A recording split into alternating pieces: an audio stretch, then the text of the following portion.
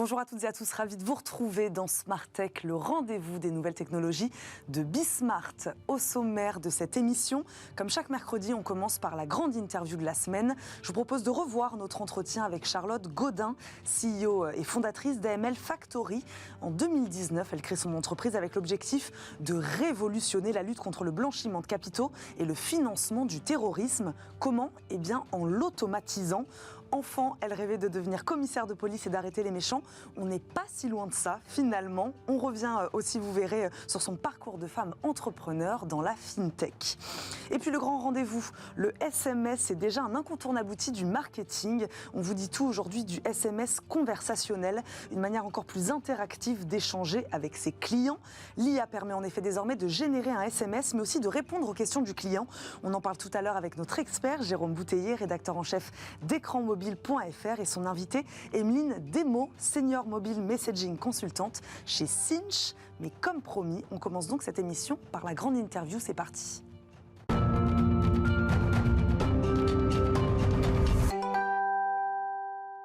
L'invitée de notre grande interview, je le disais, c'est Charlotte Godin, une entrepreneure qui a su s'imposer sur le secteur financier en 2019 avec sa FinTech AML Factory. Bonjour Charlotte Godin. Bonjour. Merci beaucoup de nous accompagner aujourd'hui dans Smart Tech. AML Factory, on va en parler, dont l'objectif est d'aider les entreprises à gérer leurs obligations liées à la réglementation en matière de lutte contre le blanchiment de capitaux et le financement du terrorisme. Ce rêve d'enfant dont je parlais en préambule de cette émission, de devenir commissaire de police, il est finalement pas si anodin que ça, puisqu'il vous a amené à vous intéresser à cette problématique, c'est ça ? Tout à fait. Alors en fait, je voulais surtout être criminologue. J'étais assez fascinée par les tueurs en série. Je trouvais que c'était assez extraordinaire ce qu'un être humain pouvait faire à un autre être humain. Malheureusement, ce métier n'existait pas en France. Oui. Donc, l'option commissaire de police était l'option qui s'en rapprochait le plus. Et donc, après avoir fait du littéraire, je suis rentrée en droit, pour faire du droit pénal. Et puis, j'ai fait quelques stages en prison, en centre médico-légal, en cour d'assises. Je me suis rendu compte que je voulais ni envoyer les gens en prison, ni voir les victimes, la souffrance des victimes. Donc, c'était un peu compliqué d'être commissaire de police. Et donc, j'ai bifurqué vers l'administration centrale. Donc, j'ai passé 2 ans au ministère de l'Intérieur. Et là, on a creusé des sujets un peu plus profonds, notamment sur les problématiques de financement du terrorisme bien sûr, et tout ce qui a été trafic d'êtres humains, ce genre de choses. Et... Donc ça s'est fait à ce moment-là. C'est à ce moment-là de votre parcours que vous vous êtes orienté vers ce dont on va parler aujourd'hui, la conformité bancaire et financière, c'est ça ? Parce qu'effectivement, donc c'était la lutte anti-blanchiment qui me plaisait bien, qui était un bon moyen de lutter contre les crimes sexuels et les atteintes aux personnes. Et je me suis rendu compte à ce moment-là que je ne voulais pas faire de l'administration centrale. C'était un peu trop plan-plan par rapport à mon dynamisme. Et donc j'ai cherché dans le secteur privé ce qui existait en lien. Et effectivement, il y avait la notion de contrôle interne, dans laquelle on trouvait la compliance, dans laquelle il y avait la lutte anti-blanchiment. Et c'est comme ça que j'ai bifurqué vers le privé dès 2007. On va parler de ce que vous faites évidemment aujourd'hui avec AML Factory. Juste pour placer un peu le contexte, quels sont les grands enjeux aujourd'hui de la lutte contre la criminalité financière ? Voilà. Ensuite, on verra comment vous y répondez avec votre solution et votre entreprise. Alors, disons que les gouvernements se sont rendus compte... Je ne sais pas si c'est tôt ou tard, mais en tout cas, c'était fin des années 80, donc soit 15 ans après la naissance de Don Corleone, de Scorsese, que s'ils voulaient démanteler les organisations de stupéfiants, il fallait traquer les flux plutôt que de traquer la drogue. Et c'est comme ça qu'est née la réglementation en matière de lutte anti-blanchiment, qui ensuite a été élargie au fur et à mesure à d'autres crimes pour pouvoir mieux prévenir justement les infractions beaucoup plus larges. Et donc, au fur et à mesure, ils ont intégré des nouveaux professionnels, ce qu'on appelle des professionnels assujettis, donc des entreprises qui doivent respecter cette réglementation, qui doivent identifier leurs clients, vérifier leurs flux, etc., pour les déclarer aux autorités, pour qu'elles puissent faire leur job. Et donc maintenant, en fait, ça couvre n'importe quelle infraction qui est punie de plus d'1 an d'emprisonnement, et ça couvre une trentaine de secteurs d'activité différents, donc des entreprises qui doivent respecter cette réglementation. Alors voilà, expliquez-nous à qui s'impose cette réglementation. Vous, vos clients aujourd'hui, ce sont des acteurs privés du secteur financier, c'est ça ? Voilà. Expliquez-nous exactement. Alors, il y a 2 types d'acteurs qui sont soumis, donc tout le secteur financier, donc tout ce qui est banque, assurance, mutuelle, les paiements, la crypto, ce genre de choses. Et vous avez aussi une partie du secteur non financier, avec les secteurs qui vont qui vont être en lien avec des produits ou des vecteurs de grands prix, type l'immobilier, les jeux, les notaires, les avocats, les huissiers, les sociétés de domiciliation, même tout le monde de l'art. Parce que justement, ce sont des produits qui peuvent permettre de de transférer de l'argent depuis un point A à un point B. Et donc nous, aujourd'hui, on travaille principalement avec le secteur financier, effectivement, puisque le secteur non financier est peu mature encore sur le sujet et peu sanctionné par les autorités. Il n'a pas forcément encore compris l'importance du sujet et en tout cas, il n'a pas les sanctions qui lui imposent de faire beaucoup de choses, on va dire. Comment alors les entreprises, avant votre solution, je ne sais pas si on peut le dire comme ça, gèrent-elles aujourd'hui ces contraintes en matière de lutte contre le blanchiment quels sont les obstacles qu'elles rencontrent? Alors, donc, depuis fin des années 80, il y avait deux types d'acteurs qui pouvaient les aider. Donc la partie conseil ou avocat, qui va permettre aux entreprises de bien comprendre la réglementation, de définir des procédures, des normes internes, une organisation, une gouvernance qui permettent de répondre aux différents points de la réglementation. Ce que vous avez fait pendant quelques années d'ailleurs? Exactement, ce que j'ai fait pendant mes 12 premières années d'entrepreneuriat. Et puis, et à côté, donc une fois qu'ils ont ces magnifiques procédures qui imposent beaucoup de tâches et beaucoup de contraintes, ils vont chercher des briques tech sur le marché pour pouvoir industrialiser au maximum les process. Et donc, il y a des très grosses entreprises qui existent depuis les années 90 déjà. Et en fait, quand vous regardez un peu le marché, vous vous rendez compte que ces entreprises, elles vont traiter un sujet de la réglementation. Vous avez deux grandes obligations principales. On va vraiment simplifier. Vous avez la connaissance du client, donc savoir qui est votre client, combien il gagne d'argent, quels sont les flux qui sont censés rentrer sur son compte et sortir de son compte. Donc c'est ce qu'on appelle la connaissance client, donc le KYC. Et ensuite, vous avez le parallèle qui s'appelle le KYT, donc la connaissance des transactions et la surveillance des transactions pour vérifier que les transactions sont en adéquation avec le profil du client. Donc sur ces deux grandes problématiques, vous avez des acteurs majeurs qui existent depuis les années 90. Et puis ensuite, vous avez plein de petites boîtes qui se sont créées au fur et à mesure, et notamment sur les 5 dernières années, qui vont traiter une partie de ces sujets. Donc, notamment sur la connaissance client, vous en avez certains qui vont proposer l'analyse des documents d'identité avec un liveness, donc pour vérifier que la personne qui est face à sa caméra, c'est bien celle qui a une photo sur son identité, sa carte d'identité. Et donc voilà, vous avez plein de briques qui vont traiter une partie du sujet. Premier constat que moi j'ai fait, en tout cas au moment où j'ai lancé AML Factory, c'est que vous avez plusieurs providers qui vont traiter une partie du sujet. Donc vous êtes obligé d'avoir un certain nombre de providers pour pouvoir traiter tout le sujet. Le problème, c'est que souvent, ces briques tech ne discutent pas entre elles. Donc vous avez des données d'un côté et des données de l'autre qui ne sont pas forcément les mêmes d'ailleurs. Et vous avez un être humain au milieu qui peut s'arracher les cheveux. Et aucune de ces briques ne va discuter avec la partie procédurale qui est proposée par les experts du sujet. Et donc, résultat, il y a des différences entre ce qui est dit dans les procédures, donc ce qu'ils doivent appliquer, et ce qui se passe dans la vraie vie, dans les outils, dans les process.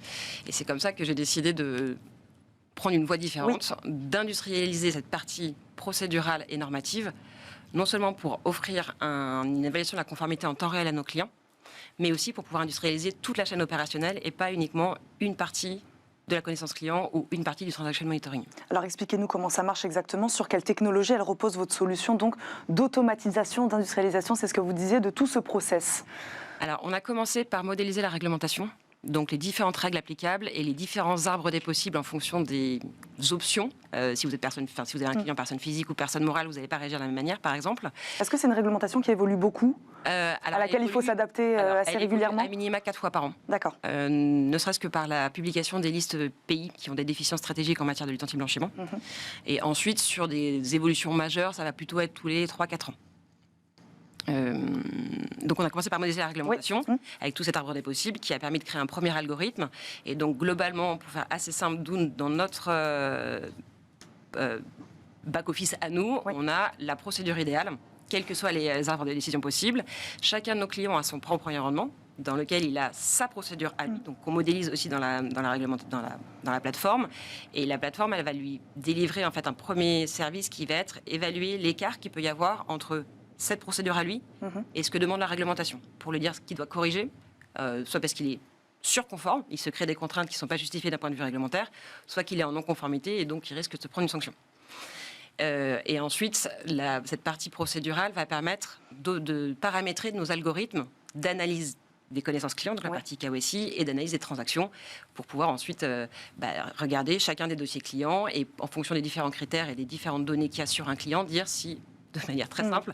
Il est vert, orange ou rouge. Et donc, qu'est-ce qu'on doit faire comme contrôle supplémentaire sur cette personne et quelle est la hauteur de la supervision qu'on doit apporter sur ces transactions. Donc aussi aujourd'hui, ce qui vous différencie de vos concurrents, ou en tout cas, ce sont vraiment ces algorithmes, voilà, pour qu'on comprenne bien, qui vous différencient et qui permettent de rendre cette solution adaptable, c'est ça, à toutes les organisations, et c'est ça ? En fait, c'est le premier algorithme qu'on a créé de modélisation de la réglementation, qui est notre principale différence avec nos clients, puisque ça, pour l'instant, ça n'existe pas sur le marché.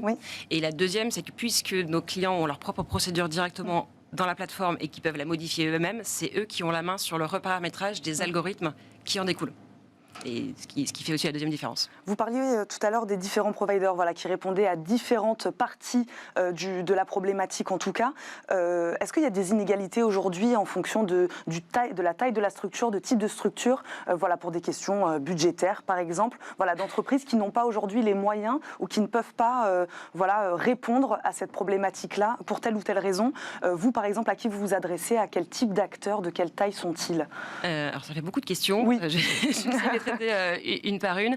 Alors, en fait, quelle que soit la taille de votre entreprise, vous avez les mêmes obligations qu'un grand groupe bancaire, type Société Générale ou Crédit Agricole. Mais peut-être pas les mêmes moyens pour y répondre. En général, non. Donc ça, c'est le premier sujet. Donc après, l'objectif, c'est souvent, ils se débrouillent en interne, donc avec des êtres humains, avec des processus artisanaux donc qui génèrent parfois des erreurs humaines ou un manque de temps pour pouvoir faire les contrôles. Donc ça, c'est un premier problème.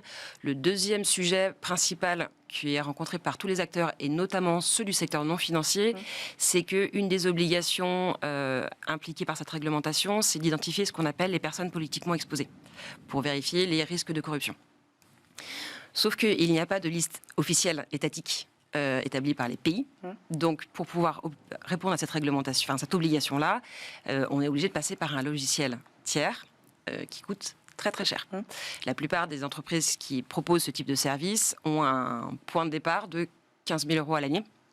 Quand vous êtes par exemple un agent immobilier et que vous avez peut-être, je sais pas, 100 ou 150 transactions, avoir un logiciel qui coûte 15 000 € dans l'année, c'est pas tout à fait en ligne avec...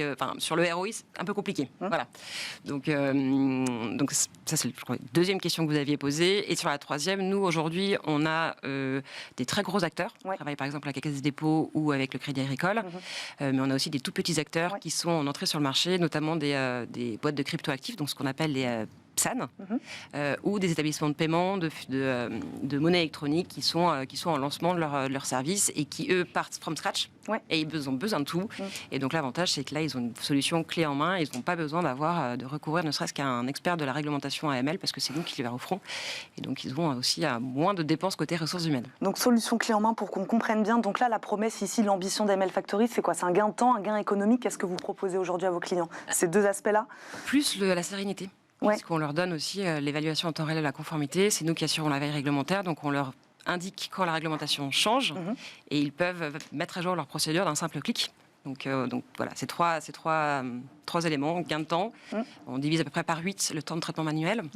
Gain d'argent, c'est en moyenne 50% de dépenses annuelles par an. Et puis la sérénité avec on ne peut pas dire que le risque de sanction est égal à 0, parce qu'ils ont le droit de ne pas suivre nos conseils. Mais s'ils suivent nos conseils, a priori, c'est 0. On a parlé de réglementation, évidemment. Où est-ce qu'on en est de l'harmonisation de cette réglementation aujourd'hui? Vous parliez de réglementation internationale, européenne, française. On en est où là-dessus? Alors, on a un organisme intergouvernemental qui s'appelle le GAFI, qui édicte les standards minimums applicables dans l'ensemble des pays du monde, en tout cas pour ses signataires. Et ensuite, chaque État signataire va faire sa propre réglementation. Nous, on appartient à l'Union européenne et donc forcément, on a la Commission qui va venir son petit grain de sel depuis le lancement de cette réglementation. Donc, on a une première directive européenne en 91.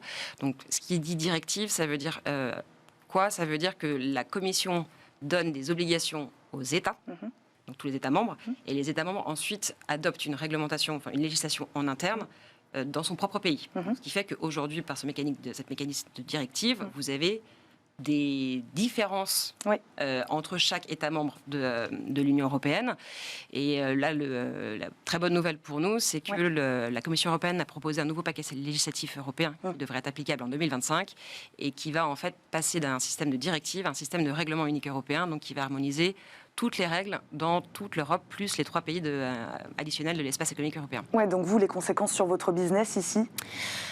Alors déjà, ça va nous permettre de partir à l'Europe, de partir au niveau international beaucoup plus rapidement et avec moins d'enjeux tech, puisqu'on aurait dû, pour pouvoir partir à l'étranger, avoir des référentiels différents en fonction des différents pays, alors que là, en fait, on aura juste à modifier en 30 minutes notre plateforme pour pouvoir en fait adresser n'importe qui dans n'importe quel pays de l'Europe. Je le disais, on va parler évidemment aussi de votre parcours d'entrepreneur. Charlotte Godin, qu'est-ce qui vous a poussé, vous, en 2019, à créer AML Factory? Vous le disiez, cabinet de conseil en compliance juste avant. Voilà, qu'est-ce qui était plus possible de faire ou pas possible de faire? Qu'est-ce qui, à un moment, qui a fait que vous vous êtes dit, là, il faut que je me lance? Alors moi, je suis entrepreneur depuis 2011. Donc j'avais créé mon propre cabinet de conseil et dans lequel j'avais... Donc forcément l'activité lutte anti-blanchiment, quel que soit le sujet, création de dispositifs, formation, coaching, mise à jour, assistance en cas de contrôle du régulateur.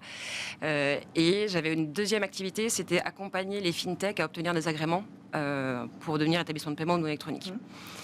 Et à chaque fois, la plupart du temps, ces fintechs-là m'ont confié pendant leur premier temps d'exercice la fonction de responsable compliance avec la plus grosse problématique lutte anti-blanchiment. Et en fait, ce que je faisais, c'est strictement la même chose pour tout le monde. C'est-à-dire que j'avais la procédure qu'on avait rédigée, qui a été validée par le régulateur. Je faisais la veille réglementaire.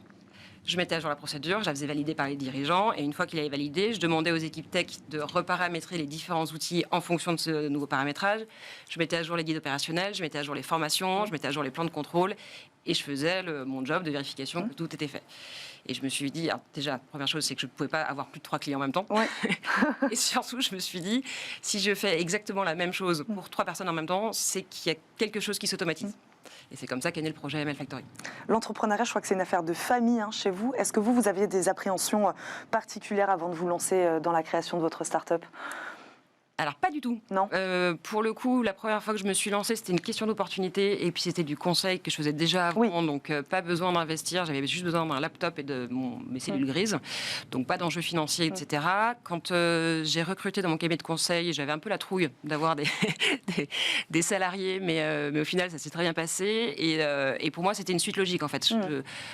C'était en fait l'aboutissement de 10 premières années d'entrepreneuriat, où en me disant, en fait, je vais faire quelque chose qui a un peu plus de challenge, effectivement. Après, je ne pensais pas que ce serait si compliqué. Êtes solo fondeur d'ailleurs, parce que je le disais, un CEO et fondatrice. On voit beaucoup de startups avec des cofondateurs, des cofondatrices. Est-ce que ça a été une difficulté particulière, en effet, de se lancer seul? Oui, à plusieurs titres. Premier titre, c'est que vous n'avez personne avec qui partager vos angoisses et de challenger vos idées, même si je pousse mes équipes à le faire et à me remettre en question. Mais oui, c'est effectivement le fait de ne pas avoir un binôme avec qui échanger en permanence, ça peut être assez problématique. Donc c'est pour ça qu'il faut bien s'entourer de bonnes personnes, que ce soit avec les investisseurs ou avec des personnes, des freelances qui vous accompagnent sur différents sujets, et faire en sorte que les salariés acceptent de ne pas se positionner en tant que salarié par moment dans la structure. Et le deuxième sujet, ça a été aussi au niveau des financements. Quand j'ai cherché des investisseurs, parce qu'effectivement, déjà une femme entrepreneur, c'est pas toujours très facile de lever les fonds, mais en solo fondeur, c'est encore plus compliqué. Oui, c'est ça. Est-ce que le fait d'être une femme, ça a compliqué ce passage à l'acte? Ou alors, à quel moment vous avez ressenti que là, vous étiez en effet, non pas seulement une entrepreneur, mais une femme entrepreneur? Quand on m'a demandé si j'étais mariée, si j'avais des enfants ou si je voulais en faire. Ce sont des investisseurs qui vous ont posé ces questions-là? Et là, ce à quoi j'ai répondu, si je dois en faire un autre, on est 2. Donc, a priori, je devrais pouvoir m'en sortir. Je le disais tout à l'heure, en France, seulement 9% des fondateurs de FinTech sont des femmes.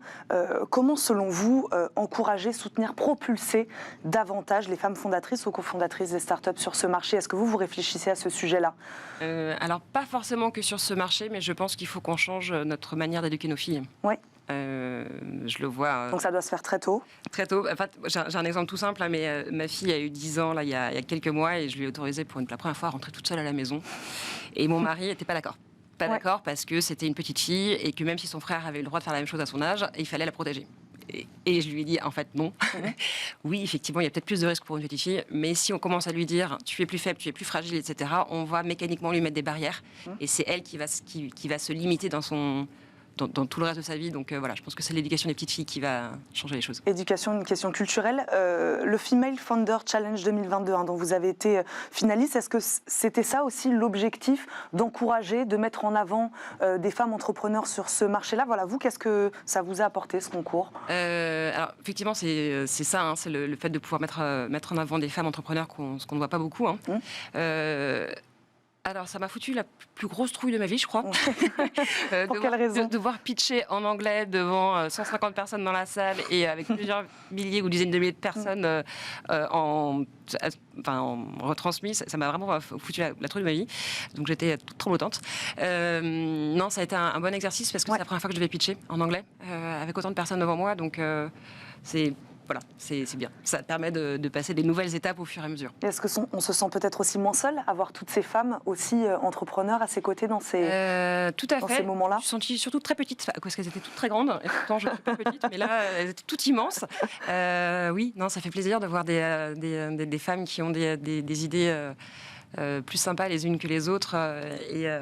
Et surtout, souvent, on cantonne les femmes entrepreneurs à des sujets très, très, très féminins et en fait, pas toujours. Et donc, c'est intéressant de voir des femmes qui ont des sujets pas toujours féminins. Je crois que vous êtes membre de l'association France FinTech. Tout à fait. À quand une fédération ou association des RegTech? Je ne sais pas, mais j'invite n'importe qui à ouvrir le sujet et qui pourrait notamment... peut-être faire un peu de lobbying pour qu'il y ait une réglementation ou une certification des RegTech, ce serait intéressant. Parce que ça rejoint cette question de la femme, c'est-à-dire se sentir soutenue à un moment par tout un écosystème ou par une fédération, par une association. C'est important encore plus peut-être quand on est une femme entrepreneur. Je ne sais pas. Pour le coup, ce qui est sûr, c'est d'appartenir à une association professionnelle. Ça vous permet de vous intégrer dans un écosystème. Nous, RegTech, on est considérés comme des fintech. Mais au final, les fintech nous considèrent plutôt comme des fournisseurs de solutions que comme des fintech. Ce qui est normal, parce qu'on est leur partenaire. Non, allez-y. Avoir un système juste RegTech, ce serait peut-être aussi limiter la capacité des RegTech d'avoir accès à un écosystème de clients. Donc, peut-être pas forcément... Je suis pas sûre. On va terminer, Charlotte Godin, si vous le voulez bien, par l'interview express. 2-3 minutes pour quelques questions un peu plus personnelles. N'ayez pas peur, même si ma première question, justement, est celle-ci. De quoi avez-vous le plus peur? Qu'est-ce que vous craignez le plus? Les cafards. Ça me dégoûte. Et dans la vie professionnelle?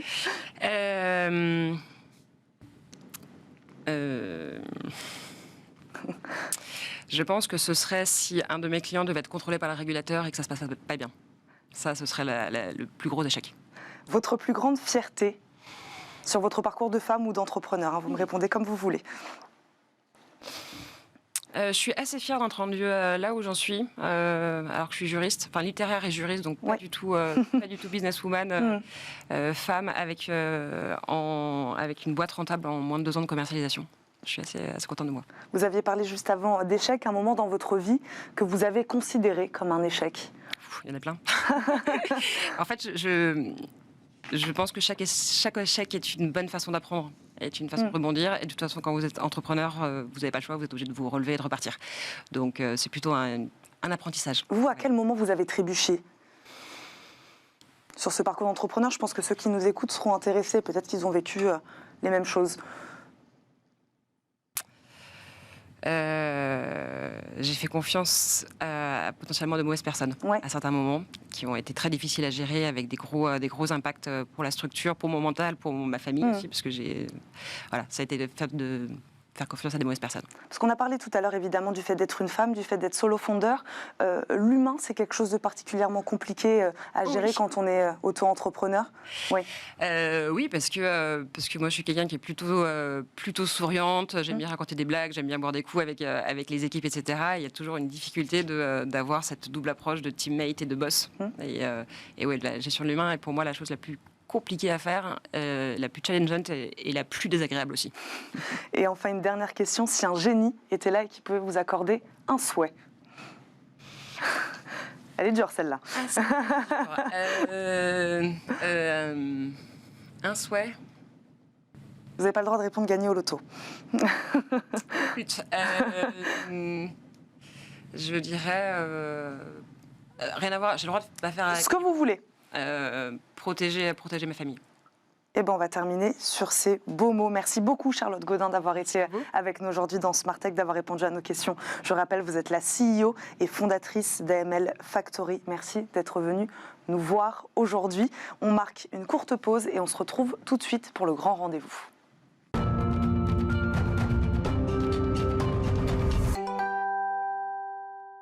C'est l'heure de notre rendez-vous Mobile Business avec notre chroniqueur Jérôme Bouteiller, rédacteur en chef d'écranmobile.fr, qui vient cette semaine accompagné d'Emeline Demo, je le disais, senior mobile messaging consultante chez Sinch. Sinch, un fournisseur de solutions cloud. Bonjour à tous les deux. Bonjour Jérôme. Bonjour Evange. Et bonjour Emeline, merci beaucoup de nous accompagner. L'occasion d'évoquer, je le disais aussi, le SMS conversationnel et l'arrivée d'un petit nouveau, d'une nouvelle solution, Time to Chat.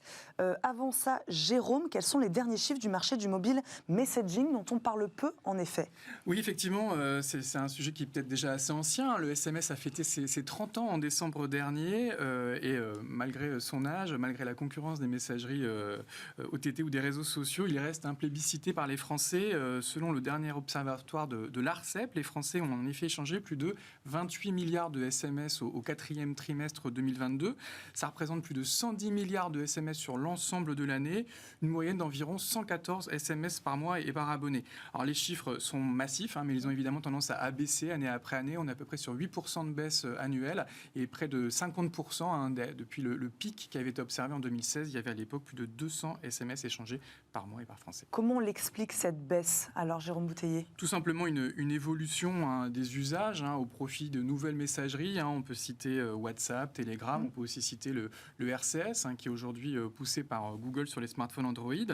Et d'ailleurs, le RCS, selon une étude réalisée par la F2M, il est désormais fonctionnel sur plus de 23 millions de smartphones français. Ça représente environ 44% du parc de smartphones. Et c'est une croissance assez forte, de l'ordre de 30% annuel. Et selon les projections, le RCS pourrait passer le cap des 30 millions de smartphones compatibles au cours de l'année 2024 et peut-être l'année suivante rivaliser avec les leaders du marché que sont WhatsApp et Messenger.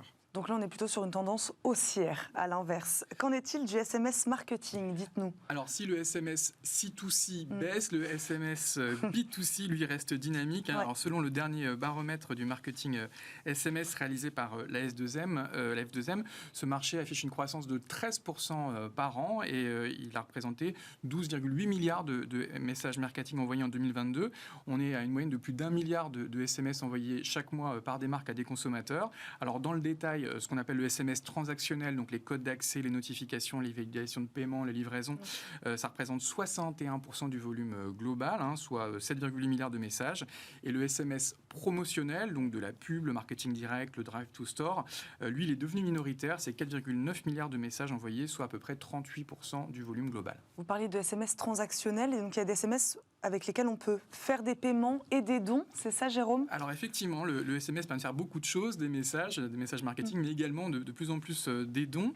Et on a aussi eu ces derniers jours une étude publiée par France Générosité, qui est le syndicat des associations caritatives en France, qui nous apprend qu'en 5 ans, le don par SMS a permis de collecter près de 10 millions d'euros en France et qu'il a été adopté par plus de 80 associations. Alors l'année 2022 a été tragiquement exceptionnelle en raison de la crise en Ukraine, avec près de 4 millions d'euros collectés pour la seule année 2022, donc c'est déjà 40% du global. Et selon l'étude, le don moyen par SMS, il est assez modeste, il est de l'ordre de 6 euros, avec néanmoins une fourchette qui s'approche des 10 euros en novembre-décembre à l'occasion des fêtes de fin d'année. Alors Jérôme, parlez-nous de ce petit nouveau sur le marché du business messaging, Time to Chat, je le prononce bien, c'est ça? Exactement, ouais. Alors on va en reparler avec Emeline, mais effectivement Time to Chat, c'est un nouveau venu dans cet univers du business messaging. On profite d'un nouveau plan de numérotation de l'ARCEP qui a introduit des nouveaux numéros innovants en 093 pour lancer donc cette solution baptisée Time to Chat. Donc c'est à la fois un SMS conversationnel qui va permettre aux consommateurs de répondre pour la première fois au SMS envoyé par une marque, voire d'initier une conversation. C'est aussi un SMS multimodal parce qu'on va pouvoir basculer du texte à la voix à partir du même numéro innovant et on n'aura pas besoin de télécharger d'application. Donc les opérateurs sont très confiants pour ce nouveau format. Il va accompagner la croissance du business messaging en France. Pour l'anecdote, aux États-Unis, ça a été lancé il y a déjà 3 ans sous l'appellation 10DLC et là-bas, l'équivalent de Time to Chat représenterait déjà à peu près un quart du marché du business messaging. Bon, on va continuer à parler de ce petit nouveau Time to Chat avec notre invitée, Emeline Desmaux, senior mobile messaging consultante chez Sinch.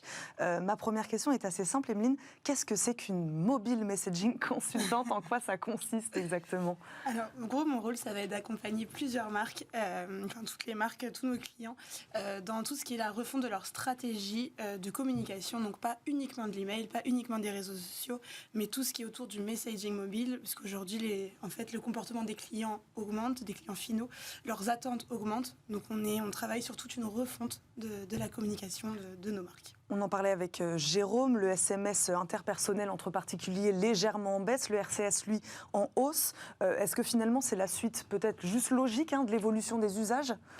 Oui, en fait, aujourd'hui, nous, on s'est rendu compte, donc Sinch a mené une enquête qui montrait que plus d'un client sur 2 se sent un peu frustré, en fait, de recevoir un SMS et de ne pas pouvoir y répondre. Donc, la suite logique, c'est de pouvoir avoir des conversations. Puisque souvent, en fait, que ce soit dans le retail, dans la banque ou dans l'assurance, les clients ont des questions à nous poser. Est-ce que vous avez telle taille? Qu'est-ce que ce service veut dire? Quelle est cette offre? Comment est-ce qu'elle marche? Et donc, aujourd'hui, la suite logique, c'est d'aller dans la conversation. Et donc, notamment avec le RCS, WhatsApp, Messenger, toutes ces apps qui nous permettent de discuter. Pas seulement recevoir un SMS, mais interagir avec la marque. Jérôme? Oui, effectivement, il y a une véritable multiplication des canaux de communication aujourd'hui. Et le SMS, qui était un peu seul il y a encore une dizaine d'années, aujourd'hui a beaucoup de concurrence. Et ce qu'il faut voir, c'est effectivement l'explosion de ces usages. Il y a des marques qui parlent même de messaging first, qui considèrent qu'on va tout faire dans ces environnements conversationnels et que c'est clairement l'avenir du digital. D'un point de vue business, on en est où ces dernières années du SMS messaging ? Alors, on voit que les tendances changent, varient. Donc, le SMS était très présent, notamment pour faire du mass marketing, donc envoyer des communications promotionnelles ou transactionnelles, comme le disait Jérôme tout à l'heure. Aujourd'hui, on se rend compte que les marques se développent sur d'autres canaux, notamment le RCS. Nous, l'année dernière, chez Sinch, on a quand même envoyé 4 millions de messages RCS, donc c'est assez énorme. Par contre, c'est vrai que le RCS, en fait, est uniquement disponible sur les téléphones Android. Donc aujourd'hui, on va trouver d'autres solutions pour pouvoir contacter l'ensemble des consommateurs. Donc chez Sinch, on a différentes solutions, notamment envoyer des SMS avec un lien qui héberge une landing page sur lequel on développe ce chatbot et qui est à l'identique d'une conversation via RCS. Combien vous disiez de millions 4 millions l'année dernière. 4 millions l'année dernière, donc c'est-à-dire que les marques accueillent et s'emparent aujourd'hui du RCS Business Messaging. Oui, c'est ça. On était vraiment en phase de POC pendant 1 à 2 ans. Et aujourd'hui, on est... Proof of concept. Proof of concept, pardon. Et donc des phases de test, en fait, où les marques testaient ce format conversationnel, qui est encore quand même relativement nouveau. Et aujourd'hui, nous, en tout cas, ce qu'on remarque, c'est que nos clients sont vraiment demandeurs de ce format.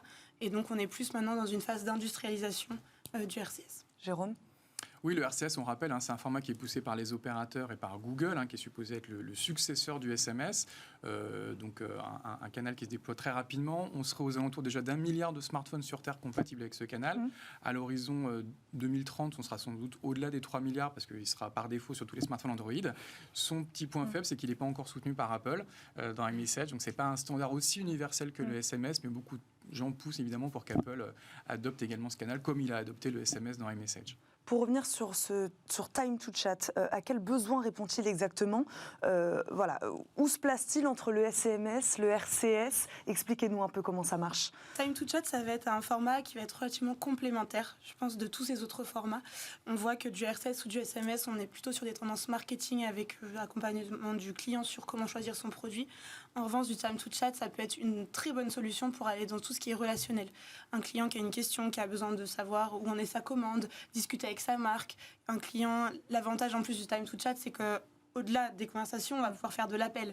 Donc un client qui n'est pas forcément très à l'aise avec tout ce qui est dialogue ou par SMS pourra appeler sa marque et avec un seul numéro, en fait, pour avoir différentes prises de contact avec cette marque. Moi, ma question derrière, c'est jusqu'où peut aller cet échange avec la marque? Alors, il peut aller très loin, parce qu'on peut avoir soit tout simplement un échange d'une personne à une autre, mais on peut également aussi aller héberger un chatbot qui va pouvoir traiter beaucoup plus de demandes derrière, que ce soit, par exemple, dans un retail, un client qui demande si sa taille est disponible encore en magasin, qui veut savoir où est son suivi de commande. Voilà, on peut vraiment avoir une panoplie de sujets grâce à cet outil. Vous parlez du retail, il y a des secteurs qui sont plus ou moins intéressés aujourd'hui par le RCS? Oui, donc le retail, comme je disais, on peut aussi avoir de la banque assurance. Par exemple, un client qui va vouloir prendre un rendez-vous avec son conseiller, peut-être décaler son rendez-vous. Un simple SMS maintenant suffira plutôt que d'appeler, d'attendre peut-être 5 à 10 minutes que quelqu'un soit disponible dans l'agence bancaire.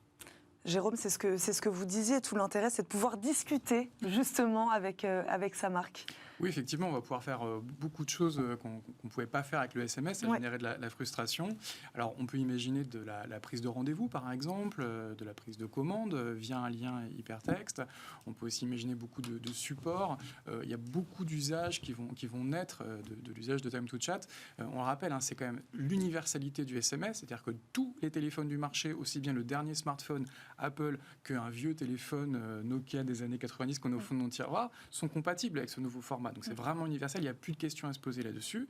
Et puis c'est interactif, on va pouvoir dialoguer. En ce moment, il y a tout un buzz autour des chatbots, et donc c'est formidable. On va pouvoir aussi les mettre sur ce canal universel qu'est le SMS. Donc je suis à peu près convaincu que toutes les marques vont pouvoir utiliser ce canal pour déployer leur relation client dans un premier temps, voire au-delà s'inscrire dans une stratégie plus commerciale et peut-être même faire de l'ombre à d'autres interfaces digitales que sont les applications natives ou les sites web. Oui, parce que vous parliez du chatbot, ça veut dire qu'on s'appuie en plus sur une technologie qui existe déjà.